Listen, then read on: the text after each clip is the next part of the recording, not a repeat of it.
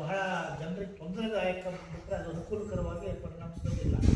ಹಾಗಾಗಿ ನಮ್ಮದು ಎಲ್ಲ ಸಂಘ ಸಂಸ್ಥೆಗಳು ಜನರ ಒತ್ತಾಸೆ ಏನಿದೆ ಅಂತಂದರೆ ನಮ್ಮ ಧಾರವಾಡ ಪೀಠದಲ್ಲಿ ಮುಂದುವರಿಸಿ ಹೇಳೋಗ್ತದೆ. ಮಂಗಳೂರು ಪೀಠ ಮಾಡೋದಕ್ಕೆ ನಾವು ಆಡಳಿತಾತ್ಮಕವಾಗಿ ವಿರೋಧ ವ್ಯಕ್ತಪಡಿಸ್ತಾ ಇಲ್ಲ. ಆದರೆ ಜನರ ಅನುಕೂಲತೆಗಾಗಿ ಮಾಡಬೇಕೆ ಹೊರತು ಕೆಲವೇ ಹಿತಾಸಕ್ತಿಗಳ ಅನುಕೂಲತೆಗಾಗಿ ಈ ರೀತಿ ಹೈಕೋರ್ಟ್ ಪೀಠ ಸ್ಥಾಪನೆ ಮಾಡೋದು ಸರಿಯಲ್ಲ.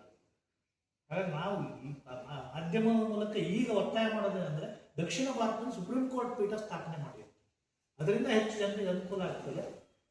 ನ್ಯಾಯಾಂಗ ವ್ಯವಸ್ಥೆ ಒಳಗಡೆ ಇದು ಸ್ವಾಭಾವಿಕವಾಗಿ ಆಡಳಿತಾತ್ಮಕವಾಗಿ ತೀರ್ಮಾನ ತಗೊಳ್ಳೋಂಥದ್ದು ಹೈಕೋರ್ಟ್ ಸುಪ್ರೀಂ ಕೋರ್ಟಿಗೆ ಬಿಟ್ಟಂಥ ವಿಚಾರ, ನೇರವಾಗಿ ಸರ್ಕಾರಕ್ಕೆ ಬಿಟ್ಟಿರ್ತಕ್ಕಂಥ ವಿಚಾರ ಅಲ್ಲ ಇದು. ಹಾಗಾಗಿ ಅಲ್ಲಿ ಸಾರ್ವಜನಿಕರ ಜೊತೆ ಅವರ ಅಭಿಪ್ರಾಯ ತಿಳ್ಕೊಂಡು ಮಾಡೋವಂಥ ಮಟ್ಟದಲ್ಲಿ ಹೈಕೋರ್ಟ್ ಸುಪ್ರೀಂ ಕೋರ್ಟ್ ಎಷ್ಟೋ ಸಲ ಹೋಗಲ್ಲ. ಇದರಲ್ಲಿ ಹೋಗಬೇಕು ಅಂತ ನಮ್ದು ಅಪೇಕ್ಷೆ ಇದೆ.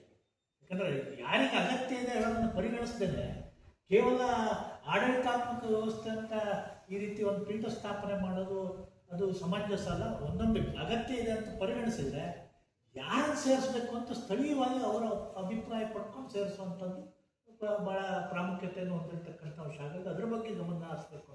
ನಮ್ಮದು ಈಗಾಗಲೇ ಉತ್ತರ ಕನ್ನಡ ಜಿಲ್ಲೆ ಎಲ್ಲ ವಕೀಲರ ಸಂಘಗಳು ಈ ಬಗ್ಗೆ ತೀರ್ಮಾನ ತಗೊಂಡಿದೆ. ಸಂಘ ಸಂಸ್ಥೆಗಳು ಅನೇಕರು ಹೇಳಿದ್ದಾರೆ. ಮತ್ತೊಮ್ಮೆ ನಾವು ಕರ್ನಾಟಕ ಹೈಕೋರ್ಟಿನ ಮುಖ್ಯ ನ್ಯಾಯಮೂರ್ತಿಗಳಿಗೆ ಮತ್ತು ಸುಪ್ರೀಂ ಕೋರ್ಟ್ ಮುಖ್ಯ ನ್ಯಾಯಮೂರ್ತಿಗಳಿಗೆ ನಾವು ಒತ್ತಾಯವಾಗಿ ಹೇಳೋದೇನಂತಂದರೆ ಹೈಕೋರ್ಟ್ ಪೀಠ ಮಾಡಿದ್ದೇ ಅದರಲ್ಲಿ ಉತ್ತರ ಕನ್ನಡವನ್ನು ದಯವಿಟ್ಟು ಸೇರಿಸ್ಬೇಕು. ಮತ್ತೊಂದು ಅದರ ಜೊತೆಗೆ ಸುಪ್ರೀಂ ಕೋರ್ಟ್ನ ಪೀಠವನ್ನು ಸ್ಥಾಪನೆ ಮಾಡೋದು ಗಮನವನ್ನು ಹರಿಸಿದೆ.